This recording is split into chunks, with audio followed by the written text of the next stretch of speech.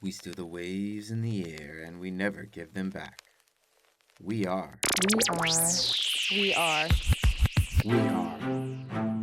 We are. We are. We are. Lofi Poli Sci. Yes, we are. Lofi Poli Sci podcast coming at you with that lo-fi global news. Oh, yeah. Talking about our famous question, what's going on in the world today? And straight to it, let's head over to a place where all good things go. To die. The internet, that's right. Followed by a story in Russia. Not connected? Connected? We'll see in a minute. So a headline from last week's AP World section. Apple, Google, remove opposition app as Russian voting begins. Interesting, all right. Now, a headline from this week's BBC World section. Russia election. Putin's party wins election marred by fraud claims. Yeah, you think? I mean, come on.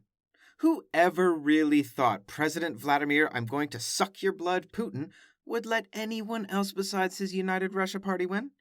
I mean, now that being said, Apple and Google, shame on you for caving into authoritarian dictators so that they control their elections. I mean, doesn't anything beside your profit margins matter? Oh, I'm only kidding, Apple and Google. We give you such a hard time. We already know the answer to that question anyway. So, how did it go, this free and fair democratic election in Russia? Well, United Russia, the party of President Vlad, won the majority, and the closest party, the party that came in number 2, that won about 19% of the vote, was the Communist Party. Wow, that's saying something about democracy in your country for sure, Russia. And even the Communist Party is crying foul and election fraud. Now look, if you're an authoritarian country ruled by a dictator and the Communist Party is complaining, shit, you got problems, Russia. But I want to circle back around to where we started with this story and make sure this is clear to everyone. We here at Lofi Poli Sci are not saying pointing fingers, elbows, knees, or toes at Apple and Google for censoring opposition on the eve of an election, and we are not saying it was their fault that Vlad Dracul Putin is president. Oh, no, no, no. We are not saying that Apple and Google and Twitter and Facebook, who are not even part of this story, no, no, no. We are not saying that these are money-grubbing tech companies that only care about profits and don't defend human rights around the world. We didn't say any of that, okay? President Vlad was president before most of them were big, so therefore, we can't go on blaming them for starting something that was already going on. But we will say, they sure as hell aren't helping anything. Money-grubbing bitches. Moving on! Now, in other election news, let's head far east from Russia, over the Pacific Ocean, and out to Canada, and check out the election situation there. So, parliamentary elections and snap elections were called, which just means early elections for a parliamentary system. And the Canadian Prime Minister Justin Trudeau tried to gain more support and take an outright majority to rule the country. Well, he fell short, but still won, and thus will still stay Prime Minister. And that's it. Their election's over. You gotta love Canadian elections, man. They know how to do it over there. Clear winners, no media blackouts, no censoring of social media. Just straight to it. Vote. They count them. It's done. Finished. And life goes on in Canada. Oh, I love you, Canada. I miss you. And I will make my way back to you there one day. That's for sure. And now it's time for Wednesday's edition of The Game. Oh, yeah. That's right. We're bringing it back. And we are looking at, are we landlocked or not? I'll name a country and you have 5 to 10 seconds to decide if, in fact, the country is landlocked or not.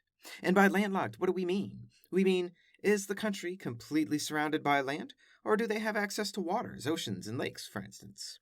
And remember to keep score and add it to your score from last week to see how much of that lo-fi loot you can accumulate all season long.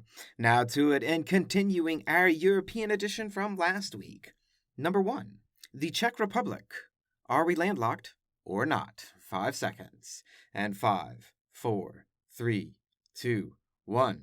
And the Czech Republic is, in fact, landlocked. That's right. Now, number 2, is Slovakia landlocked or not? 5 seconds. And for double the lo-fi loot on this question, what year did Czechoslovakia split into the Czech Republic and Slovakia? A 7 count for you on this one. And 8, 6, 5, 4. See what I did there? 3, 2, and 1. Survey says Slovakia is landlocked, and the year was 1993 on January 1st.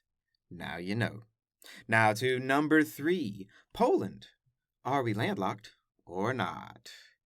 And by now you have to be asking, is he doing one of his secret maneuvers with the first 2 countries being landlocked? Is this entire list going to be landlocked or not? Good question. And 5, 4, 3, 2, and 1.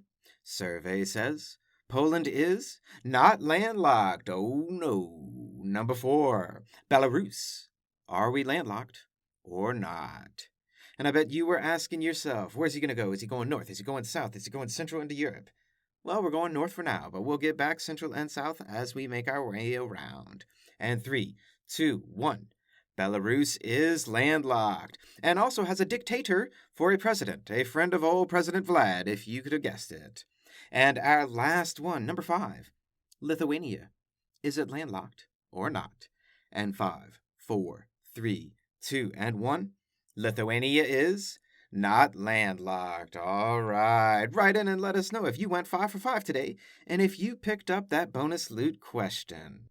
Now, turning back to the news and heading south from Europe down into middle of Africa, let's head out to Rwanda for an update on things there as they pertain to the court trial of Paul Rusesabagina, a reported hero from the 1990s Rwanda genocide. Now, we've talked about how Mr. Rusesabagina was abducted last year during his travels in the United Arab Emirates in Dubai, and mysteriously ended up in Rwanda and was in jail after. We still don't know what happened, although we can assume that someone from Rwanda went to the UAE, got permission, or didn't, who knows, abducted him and brought him back to Rwanda. That's all we know. We don't even know how it happened. But he was charged with murder, terrorism, and the whole kitchen sink, 8 charges altogether. And it's believed this is all nonsense, and it's a byproduct of the longtime president of Rwanda, dictator Paul Kagame, who's been in power for, wait for it, 21 years now. Because, of course, Democratic presidents stay in power for more than 20 years. It happens all the time, right? Sure. But this whole trial is believed to be nothing more than the president's attempt to eliminate opposition from his rule, which Paul Rusesabagina has been outright against the president for years. Well, all of this is to say, he was convicted this week of terrorism and all the other charges, and he was sentenced to 25 years in prison. And this is messed up. Like, for real. I'm kind of at a loss of words of what to say about this. Amnesty International is coming out against it. Belgium is, the U.S. is, and all are talking big talk about how this is unfair and how his current condition is horrible. And word from his family is that he's being tortured in prison. And more than likely, he will not survive for those 25 years. And the West has long been criticized for not doing a damn thing about the Rwanda genocide when it took place, but rather just letting it happen and watching in real time on TV. Now, Paul Rusesabagina, a man who lived it and is credited with saving over 1,000 lives during that horrible time. Let's see if the West does anything this time to make up for what they didn't do almost 30 years ago. Hey, West, it's your move, and we're watching. Now, from Rwanda, let's move east out over to India, where a shipment of heroin worth almost $3 billion was seized at port. Well done, India, cracking down on that drug trade big time. And it was nearly 3 tons of heroin confiscated. 3 tons, almost. And where did that heroin come from, you may ask? Well, I'll give you a 5 count and see if you can guess. And 5, 4, 3, 2, 1. If you said Afghanistan, you are absolutely right. Thank you again, West, for making Afghanistan great again and being the world's largest supplier of heroin today. Well, theoretically, we believe. It's kind of hard to prove since heroin farmers don't regularly record their crop yields around the world to report them to the United Nations. And maybe we should take it easy on the West. I mean, is it really their fault Afghanistan produces so much heroin? I mean, is it really Facebook, Twitter, Google, and Apple's fault that Putin still rules in Russia? Write in, Lo-Fi listeners. I'm curious your thoughts. And a last piece of news to send you on your way for the day. Eastward again, to Japan. NPR's World section and our headline. At 107, these Japanese sisters are the world's oldest identical twins. And damn, 107 years, identical twins, still kicking it. Pretty cool, right? I mean, unless you don't like your siblings. Then you're like, WTF, why won't this person just leave me alone? 107 years? But I'm sure they get on just great, right? But go ahead and you let us know. Write in again, listeners.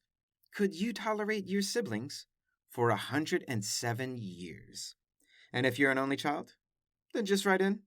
I'm one of the lucky ones. That's right. And that's a brief snapshot of what's going on in the world today. Letters of the Lofi Poli Sci is coming back next week. We decided with everything going on in the world today, writing once a month was just more our jam. So be looking for us soon. Our topic this issue, Dear Diary, life is... And it'll be an issue worth reading for sure. Get on that email list now. Always remember that Lofi Poli Sci is more than just me. It's the we that we be. Peace and well-being to all my human beings out there. Much love and always the best. Pickering, signing off.